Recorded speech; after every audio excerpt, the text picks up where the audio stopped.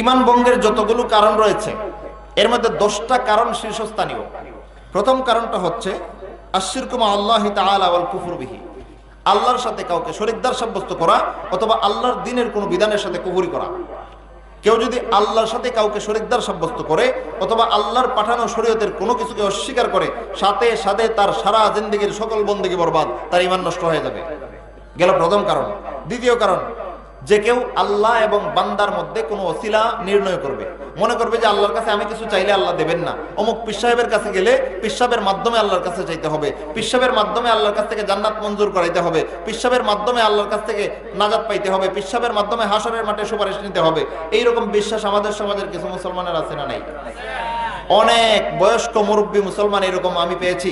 2-3 জনের সাথে আমি সরাসরি কথা বলেও বুঝেছি, যারা পীরের কাছে মুরিদ হয়েছে তাদের কথা একটাই, কয়েক কোরআনও কিছু শিখি নাই, রাসূলের হাদিসও কিছু জানি না, সাহাবায়ে কেরাম কিভাবে জীবন কাটাইছেন সেগুলো জানার সুযোগও পাই নাই। একজন পীরের হাত ধরছি, উনি যদি হাসরের মাঠে পার করে নিয়ে যায়। এই যে একজনের বিশ্বাস যে আমি কোরআনও শিখি নাই, হাদিসও শিখি নাই, শিখবার সময়ও নাই, যোগ্যতাও নাই, এখন আর শিখবো না, একজন পীর সাহেবের হাত ধরছি, উনি হাসরের মাঠে আমাকে পার করে নিয়ে যাইব, এই যে একটা বিশ্বাস, এটা ঈমানি বিশ্বাস না কুফরি বিশ্বাস? কুফরি বিশ্বাস। এইরকম বিশ্বাস যদি কেউ করে, সাথে সাথে তার ঈমান নষ্ট হয়ে যাবে।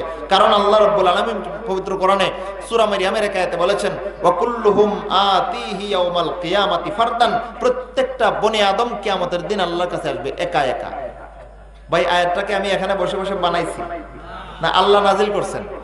সূরা মারইয়ামের এই আয়াতে আল্লাহ রাব্বুল আলামিন সুস্পষ্ট ভাষায় বলেন, ওয়া কুল্লুহুম আতিহি ইয়াউমাল কিয়ামাতি ফারদান, প্রত্যেকটা বনি আদম নিজের আমলনামার হিসাব নিকাশ পেশ করার জন্য আল্লাহর কাছে কিয়ামতের দিন আসবে একা একা। ফারদান, একা একা। কে বলেছেন? আল্লাহ বলেছেন। আল্লাহর ঘোষিত এই বাণী শিখেও না, পড়েও না, পড়ার দরকারও মনে করে না, জানার চেষ্টাও করে না, পীর সাহেবের আদর্শে উনি পার করে নিয়ে যাব। চিন্তা করেন, আল্লাহ যে ঘোষণা দিলেন সেই দিন আল্লাহর কাছে প্রত্যেকটা বনি আদম হিসাব পেশ করবে একা একা। আল্লাহর ঘোষণা মতে সেই দিন পীর সাহেব পাশে থাকবে না, একা একা যাইতে হবে? আরে হাসরের মাঠ তো অনেক দূর, বিচার কার্য পরিচালনা হবে, দুনিয়া কিয়ামত হয়ে যাবে, তারপরে সারা দুনিয়ায় বৃষ্টি হবে, এরপরে অনেক কিছু বাকি রয়েছে, ইসরাফিল দ্বিতীয় সিংহার ফুৎকার দিবেন, তারপরে হাসরের মাঠের বিচার অনুষ্ঠিত হবে। এটা অনেক দূর। মারা যাওয়ার পরে এই যে কবরে ঢুকে এখানে পীর সাহেব সাথে যায়। কবরে 3টা সওয়াল জবাব আছে না নাই? মার রাব্বুক, মা দীনুক, মান হাযার রাজুল আল্লাযী বুইসা ফীকুম ওয়া ইয়াকালু লাহু মুহাম্মদ, এই যে প্রশ্নগুলো কবরে করা হয়, ওই সময় পীর সাহেব সাথে যায়।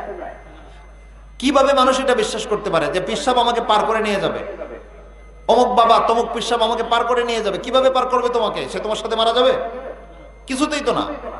এরকম চাক্ষুষে সরাসরি চারচুকে যারা দেখেও ইসলামপন্থী বিশ্বাসগুলো নিজের মধ্যে স্থাপন করে না, চাক্ষুষে দেখেও যারা আল্লাহর কোরআন রাসূলের সুন্নতের বিরুদ্ধে বিশ্বাস পোষণ করে, এরা নিঃসন্দেহে মুশরিক হয়ে যাবে। ঠিক কিনা ভাই? আল্লাহ বলেছেন প্রত্যেকটা বনি আদম কিয়ামতের দিন আল্লাহর কাছে আসবে একা একা। আমার আমলনামার হিসাব যেহেতু আল্লাহর কাছে একা একা দিতে হবে, আমার নেক আমলগুলো আমাকে সাজাতে হবে, আমার বদ আমলগুলো আমি গুরুত্ব দিয়ে ছাড়তে হবে। ঠিক কিনা ভাই? একটা হাদিস আলোচনা করি সহজে বিষয়টা বোঝার জন্য।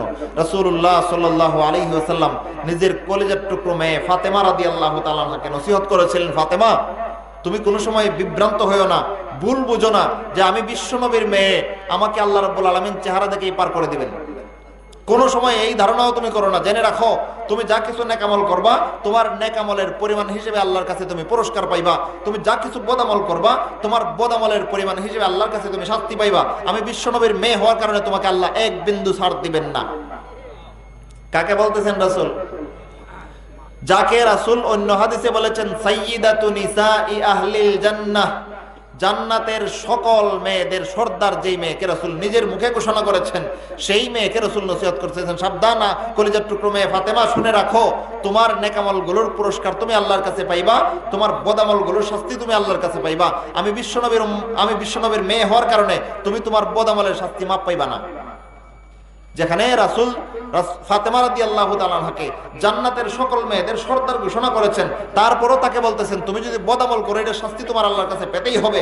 সেখানে আজকে আমরা যা মন চাই গুনাহ করবো আর পিশাব পার করে নিয়ে যাবে। এই বিশ্বাস ইসলামপন্থী বিশ্বাস না, ইসলাম বিরোধী বিশ্বাস। এইরকম বিশ্বাস যদি কারোর মধ্যে থাকে তার ঈমান নষ্ট হয়ে যাবে।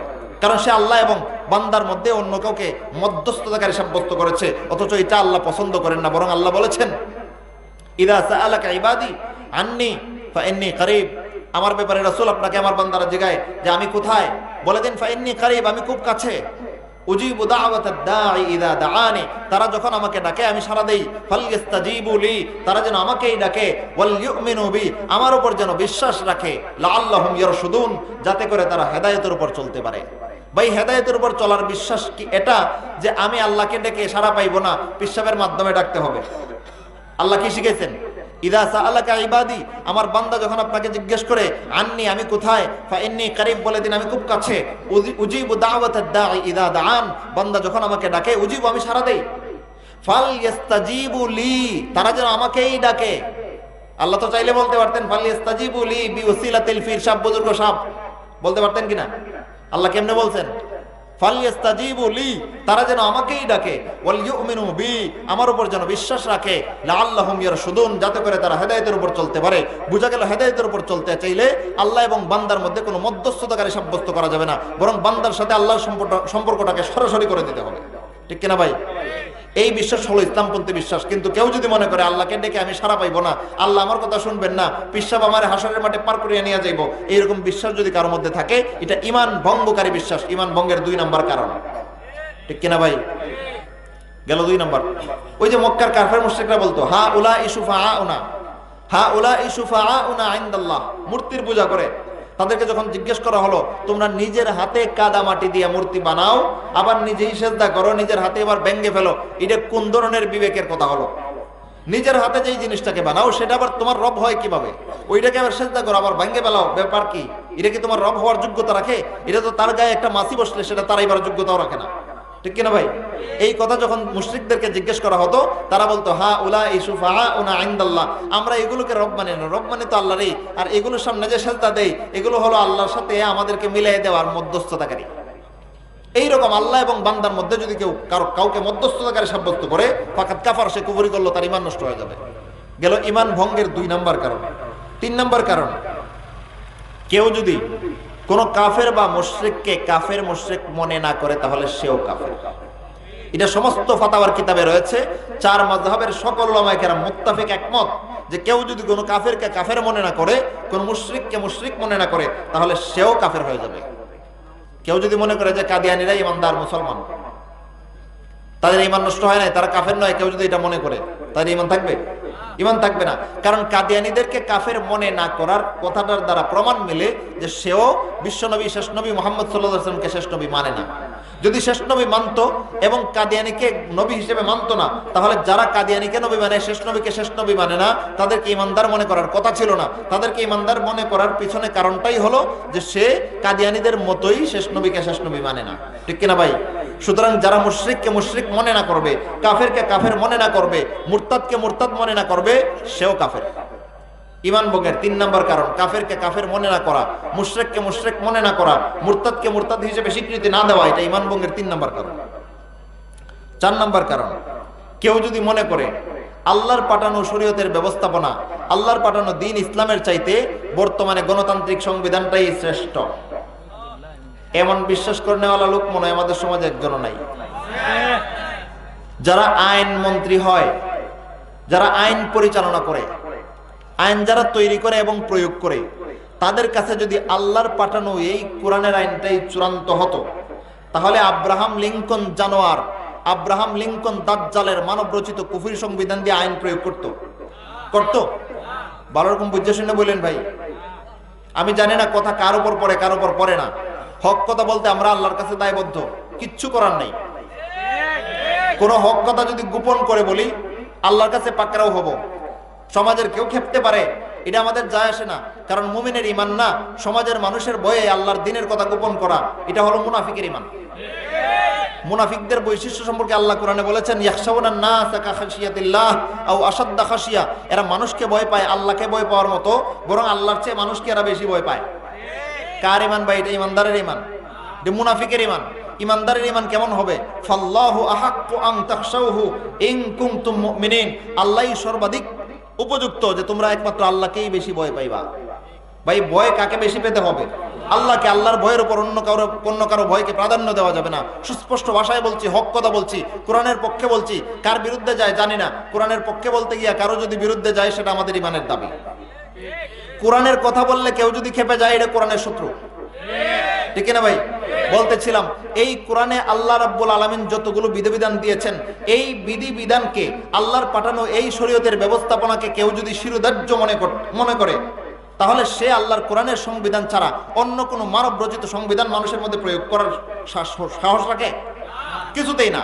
যদি দেখেন কেউ আল্লাহর পাঠানো কোরআনের শাসন ব্যবস্থাকে, আল্লাহর পাঠানো দিন, আল্লাহর পাঠানো শরীয়তের ব্যবস্থাপনাকে মানুষের মধ্যে প্রয়োগ করে না, বরং মানব রচিত সংবিধান অথবা আব্রাহাম লিঙ্কন জানোয়ার, আব্রাহাম লিঙ্কন দাজ্জালের মানব রচিত সংবিধান দিয়ে বিচার ফয়সালা করে, বুঝবেন ওই লোকটার কাছে আল্লাহর পাঠানো সংবিধানের চেয়ে আব্রাহাম লিঙ্কন দাজ্জালের সংবিধানটাই বেশি উপযুক্ত। এটা ঈমান ভঙ্গের 5 নম্বর কারণ। কেউ যদি মনে করে আল্লাহর পাঠানো শরীয়তের ব্যবস্থাপনার চেয়ে আব্রাহাম লিঙ্কন দাজ্জালের বিচার ব্যবস্থাটা বেশি উপযুক্ত, বেশি আধুনিক, সাথে সাথে সে বেঈমান হয়ে যাবে, আল্লাহর কাছে ঈমানদার থাকতে পারবে না। এটা হলো 4 নম্বর কারণ, ঈমান ভঙ্গের 4 নম্বর কারণ। 5 নম্বর কারণ, আল্লাহ যা কিছু কোরআনে বলেছেন, রাসূলুল্লাহ সাল্লাল্লাহু আলাইহি ওয়াসাল্লাম হাদিসে আমাদেরকে যা কিছু শিখিয়েছেন, এগুলোকে যারা সন্তুষ্ট চিত্তে মেনে নিতে পারবে তারা ঈমানদার থাকবে। কিন্তু আল্লাহর পাঠানো কোনো বিষয়, আল্লাহর রাসূলের আনা কোনো বিষয়কে কেউ যদি ঘৃণা করে, তাচ্ছিল্য করে, সাথে সাথে সে মুরতাদ হয়ে যাবে। এটা ঈমান ভঙ্গের 5 নম্বর কারণ। একটা উদাহরণ দেই। মা বোনদের যাদের কাছে আওয়াজ পৌঁছতেছে তাদেরকে আগেই অনুরোধ করি, রাগ করবেন না। আল্লাহর শরীয়তের কথাগুলো হুবহু শরীয়তের ভাষায় ব্যক্ত করতে আল্লাহর কাছে আমরা দায়বদ্ধ।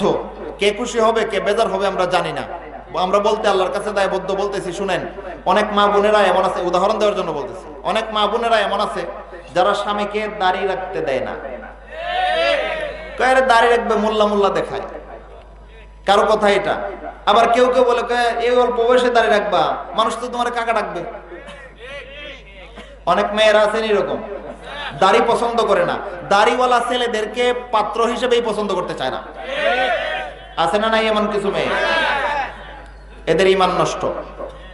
ঈমান ভঙ্গের 5 নম্বর কারণ, আল্লাহর পাঠানো শরীয়তের ব্যবস্থাপনার কোনো একটা বিধান যদি কেউ ঘৃণা করে, অন্তরে অন্তরে অপছন্দ করে, সাথে সাথে সে আল্লাহর কাছে মুরতাদ হয়ে যাবে। দাড়ি আল্লাহ রাসূলের সুসাব্যস্ত বিধান কিনা ভাই? রাসূল সাল্লাল্লাহু আলাইহি ওয়াসাল্লাম সুস্পষ্ট ভাষায় বলেছেন, আফুল লুহা ওয়া কাসসুশ শাওয়ারিব, দাড়ি লম্বা করো, মুছ কেটে ফেলো। কে বলেছেন? আল্লাহ রাসূল বলেছেন, আফুল লুহা ওয়া কাসসুশ শাওয়ারিব, তোমরা দাড়ি লম্বা করো, মুছ কেটে ফেলো। আল্লাহর রাসূলের বিধান মানার পরে কেউ যদি আল্লাহর রাসূলের বিধান মানার কারণে কাউকে ঘৃণা করে, বুঝতে হবে আল্লাহর রাসূলের আনা শরীয়তের ব্যবস্থাপনাটাকে সে ঘৃণা করেছে, সাথে সাথে বেঈমান হয়ে যাবে। সুতরাং স্কুল কলেজ ভার্সিটি পড়ুয়া যে বোনেরা আছে যারা দাড়িকে অপছন্দ করে, তাদের হাতে পায়ে ধরে অনুরোধ করি, বোনেরা আজকের এই আওয়াজ শোনার পরে কোনোদিন দাড়ি সম্পর্কে কোনো ঘৃণা প্রকাশ করবেন না, ঈমান থাকবে না। অনেক ভাইয়েরা এমন পাওয়া যায় যাদেরকে যদি বলা হয় যে ভাই দাড়ি লম্বা করেন, রাসূল তো দাড়ি রাখতে বলেছেন, আর বুশ দাড়ি কাটতে বলেছে। বুশরে চিনেন? আমেরিকার কুখ্যাত প্রেসিডেন্ট, বিশ্ব সন্ত্রাসী ডব্লিউ বুশ। এই বুশ কি বলতো জানেন? হে বলতো যে আমি চাই সারা পৃথিবীর সবগুলো পুরুষ তাদের দাড়ি মুন্ডিয়ে ফেলুক এবং সারা দুনিয়ার সবগুলো মেয়েদের চেহারা আমি পর্দামুক্ত দেখতে চাই। সারা দুনিয়ার সবগুলো মেয়েদের চেহারা, বুশ জানোয়ারে লম্পট, সারা দুনিয়ার সবগুলো মেয়ের চেহারা উন্মুক্ত দেখতে চায়, আর সারা দুনিয়ার সবগুলো চেহারা, সবগুলো পুরুষের চেহারা দাড়ি মুক্ত দেখতে চায়। কে দেখতে চায় ভাই? বুশ। রাসূল বলতেছেন দাড়ি লম্বা করো, বুশ বলতেছে দাড়ি মুক্ত চেহারা দেখতে চাই। কার উম্মত হবেন সিদ্ধান্ত করেন। রাসূলের উম্মত হবেন? সবাই একমত?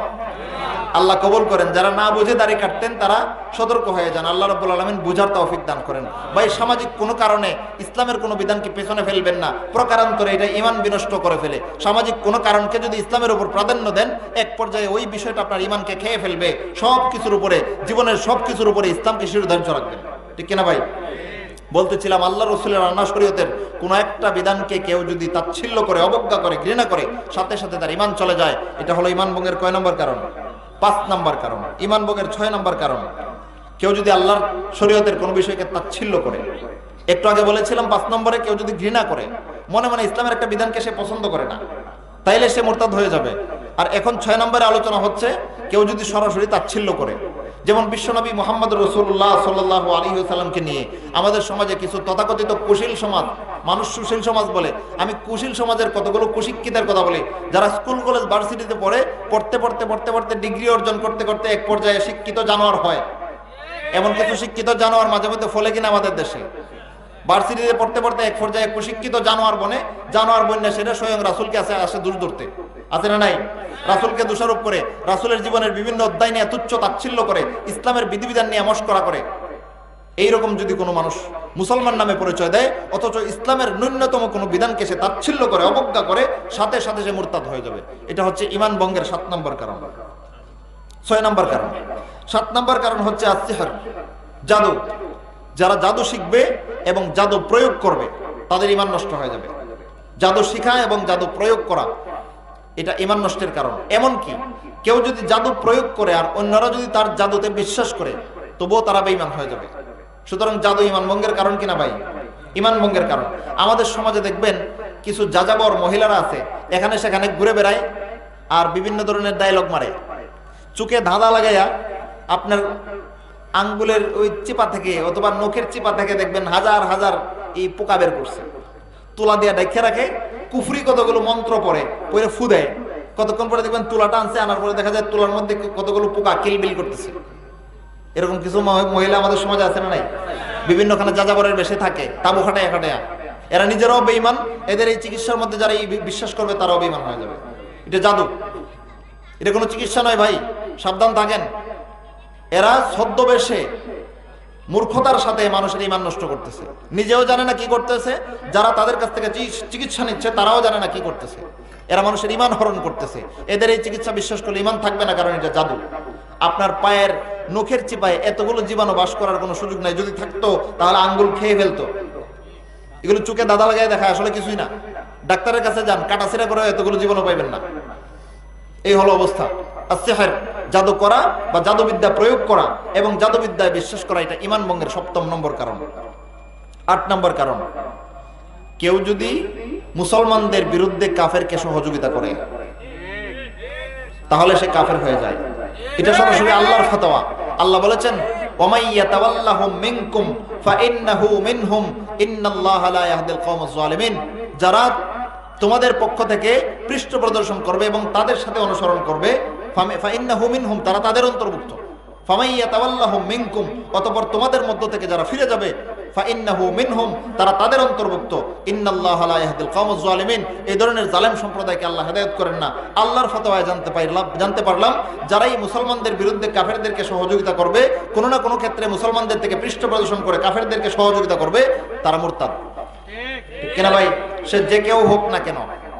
এমনকি একটা মুসলিম রাষ্ট্রের কোনো সেনাবাহিনী, কোনো বিডিআর, কোনো র্যাব, কোনো পুলিশ, এই ধরনের কোনো রাষ্ট্রীয় বাহিনীও যদি রাষ্ট্রীয়ভাবে অন্য রাষ্ট্রের সহযোগিতা করতে যায় আর কাফেরদের সহযোগিতা করে মুসলমানের বিরুদ্ধে, তাহলে তারাও মুরতাদ হয়ে যাবে। ধরেন বাংলাদেশে যদি কোনো কাফের রাষ্ট্র আক্রমণ করে, ধরেন আমেরিকা আক্রমণ করলো, কারণ হে আক্রমণ করার মাতব্বর এটা বেশি দেখায়। 2001 সনে আফগানিস্তানে আক্রমণ করেছে আমেরিকা, 3 সনে ইরাকে আক্রমণ করেছে আমেরিকা, করে নাই? করেছে। এই রাশিয়া, আমেরিকা, এই সমস্ত সাম্রাজ্যবাদী শক্তিগুলো এক এক সময় একটা মুসলিম রাষ্ট্রে হানা দেয়। ধরেন আল্লাহ না করুন আমাদের বাংলাদেশে যদি আমেরিকা এসে হানা দেয় আর বাংলাদেশের সেনাবাহিনী যদি আমেরিকার সেনাবাহিনীর সাথে মিলে বাংলাদেশের মুসলমানদেরকে হত্যা করে, তাহলে বাংলাদেশ সেনাবাহিনী ইমানদার থাকবে না বেঈমান? এমন একটা চাক্ষুষ উদাহরণ দিয়ে কেউ রাগ করবেন না তো। পাকিস্তানের সেনাবাহিনীর প্রত্যেকটা সেনাবাহিনীর প্রতিটা সদস্য বেঈমান। কেন জানেন? কারণ আফগানিস্তানে মুসলমানদেরকে হত্যা করার জন্য 7 সমুদ্র 13 নদীর ওই পার থেকে আমেরিকা এসেছে। আমেরিকা কি মুসলমান সৈন্য নিয়ে এসেছে না খ্রিস্টান সৈন্য? খ্রিস্টানদেরকে নিয়ে মুসলমানদের বিরুদ্ধে ধর্মযুদ্ধ করার জন্য আমেরিকার থেকে খ্রিস্টানরা এসেছে পাকিস্তানে, এসে পাকিস্তান সেনাবাহিনীকে সাথে নিয়ে আফগানিস্তানের নিরীহ মুসলমানদেরকে হত্যা করেছে। পাকিস্তানের যে কয়টা সামরিক শক্তির যতগুলো সৈন্য আছে, পাকিস্তানের যতগুলো সামরিক সৈন্য এই আমেরিকার সাথে যুদ্ধে অংশ নিয়েছে, আমেরিকানদেরকে কোনো না কোনোভাবে সাহায্য সহযোগিতা করেছে, সবগুলো সৈন্য মুরতাদ। কারণ ঈমান ভঙ্গের 8 নম্বর কারণ তার মধ্যে বিদ্যমান। ঈমান ভঙ্গের 8 নম্বর কারণ হলো মুজাহারাতুল মুশরিকিন ও মুআওয়ানাতুহুম জিদ্দাল মুসলিমিন, মুসলমানদের বিরুদ্ধে কাফের অথবা মুশরিকদের সৈন্যদেরকে সাহায্য করা, মুসলমানদের বিরুদ্ধে কোনো কাফের মুশরিককে সহযোগিতা করা। এটা ঈমান ভঙ্গের 8ম নম্বর কারণ। পাকিস্তানের সেনাবাহিনীর প্রত্যেকটা সদস্য দলগত মুরতাদ। ব্যক্তিগতভাবে কেউ ইমানদার থাকতে পারে জানি না, কিন্তু দলগত মুরতাদ। কারণ দলীয় সিদ্ধান্তক্রমে তারা আফগানিস্তানের মুসলমানদের পক্ষ না নিয়ে আমেরিকার লাল কুত্তার বাহিনীর পক্ষ নিয়েছে। কোন মুসলমান যদি কাফেরের পক্ষ নেয় সে মুসলমান থাকে না মুরতাদ হয়ে যায়? ভাই আমার ফতোয়া না, কেউ খেপলে আমার কিছু করার নাই, খেপলে আল্লাহর কোরআনের উপরে খেপেন, ইমান হারান, আমার কিছু যায় আসে না। আল্লাহ কোরআনে বলেছেন ফামাইয়া তাওয়াল্লাহুম মিনকুম ফাইন্নাহু মিনহুম, তোমাদের মধ্য থেকে যে কেউ পৃষ্ঠ প্রদর্শন করবে, কাফেরদের সাথে মিলবে, ফাহুয়া মিনহুম, এটা তাদের অন্তর্ভুক্ত। ঠিক কিনা ভাই? ইমান ভঙ্গের 8ম নম্বর কারণ মুসলমানদের বিরুদ্ধে কাফেরদেরকে সহযোগিতা করা। কেউ যদি করে সাথে সাথে সে বেঈমান হয়ে যাবে। ইমান ভঙ্গের 9 নম্বর কারণ কেউ যদি মনে করে আল্লাহর পাঠানো শরীয়তের ব্যবস্থাপনার ঊর্ধ্বে কেউ আছে। অনেকের কাছে অবাক লাগতেছে, মনে করতেছেন আল্লাহর পাঠানো শরীয়তের বিরুদ্ধে কেউ আছে, ঊর্ধ্বে কেউ আছে বললে তোমরা মনে করি না? হ্যাঁ মনে করেন। এই যে মাজারের পীর ফকির আছে না, পর্দা পশিদা নাই, হালাল হারাম নাই, উজুগুসল পরিষ্কার পরিচ্ছন্নতা নাই, এগানা বেগানার কোনো বাস বিচার নাই, পুরুষ মহিলা অডেল বেগরে মুরিদ করে, আছে না? এই যে মাজারের পীর বাবা গুলো, যেগুলো মানুষের আত্মশুদ্ধির নামে কাজ করে, মারিফতের নামে কাজ করে, শরীয়তকে বৃদ্ধাঙ্গুলি প্রদর্শন করে, এরা মনে করে আল্লাহর পাঠানো শরীয়তের ব্যবস্থাপনার কাছে এরা দায়বদ্ধ নয়, এরা মারিফতের লোক। আছে না? এরকম লোক কয় উনি মারিফতের লোক, না শরীয়তের কোনো অঙ্ক ওনার ক্ষেত্রে চলে না। কেউ যদি কাউকে মনে করে যে শরীয়তের ঊর্ধ্বে, সে মারিফতের শিক্ষায় যথেষ্ট, শরীয়ত তার জন্য লাগবে না, এইরকম বিশ্বাস যদি কেউ কারো ক্ষেত্রে করে, সাথে সাথে সে বেঈমান হয়ে যাবে। কারণ আল্লাহর পাঠানো শরীয়তের ব্যবস্থাপনার উপরে ঈমান রাখা প্রত্যেকটা মুমিনের ঈমানের অংশ। এটা কেউ যদি এটার ঊর্ধ্বে কাউ কোনো কিছু আছে বলে বিশ্বাস করে, সাথে সাথে সে ঈমান হারাবে। ঠিক কিনা ভাই? তাইলে আল্লাহর পাঠানো শরীয়তি ব্যবস্থাপনার ঊর্ধ্বে মারিফত বলতে কোনো কিছু আছে? কেউ যদি শরীয়ত ছাড়া কোনো মারিফতের দাবি করে, বুঝবেন চাক্ষুষ মুশরিক এটা। ঠিক কিনা ভাই? এদের কাছে যাওয়া যাবে না, এদের সঙ্গ দেওয়া যাবে না, এদেরকে সহযোগিতা করা যাবে না। বরং আল্লাহর পাঠানো শরীয়তের ব্যবস্থাপনার উপরে যারা বিশ্বাস রাখে না, মারিফতের দোহাই দেয়, ওই সমস্ত ভণ্ডদেরকে সব ক্ষেত্রে বয়কট করতে হবে। ঈমান ভঙ্গের 9 নম্বর কারণ। 10 নম্বর কারণ বলে আজকের আলোচনা শেষ করে দেব। আল ইরাদ আন দীনিল্লাহি আযজা ওয়া জাল, জীবনের সব কাজকর্ম আকীদায় বিশ্বাসে আল্লাহর দ্বীনের তোয়াক্কা না করা, মনটা যেভাবে চাই এভাবে চলতে থাকা, এটাও এক পর্যায়ে ঈমান ধ্বংস করে ফেলে। আল্লাহ কি বলেছেন জানার দরকারই মনে করে না, রাসূল কি শিক্ষা দিয়েছেন জানার দরকারই মনে করে না, মনে করে আমার যেমনি মন চায় আমি এইভাবে চলবো, আল্লাহর পছন্দ হইলে হইব, না হলে নাই। এরকম লোক আছে না নাই আমাদের সমাজে? এইরকম বিশ্বাস পোষণ করা যে আমার মনটা যেভাবে চায় আমি এইভাবে চলবো, আল্লাহ কি বলেছেন রাসূল কি বলেছেন এত জানার দরকার নাই, এত মানার দরকার নাই। কোন মুসলমান যদি এইরকম মনে করে, সে দ্বীনের সাথে বিমুখ আচরণ করার জন্য মুরতাদ হয়ে যাবে। ঈমান ভঙ্গের কয় নম্বর কারণ গেল? 10 নম্বর কারণ। আল্লাহ রাব্বুল আলামিন আমাদের সবাইকে তাওহীদের কালেমার 5টা দাবি মেনে সব ধরনের শিরক এবং কুফর থেকে, ঈমান ভঙ্গের সবগুলো কারণ থেকে বেঁচে থাকার এবং চিরস্থায়ীভাবে জান্নাতে নিজের ঠিকানা মজবুত করার তৌফিক দান করেন। ওয়া আখিরু দাওয়ানা আলহামদুলিল্লাহি রাব্বিল আলামিন।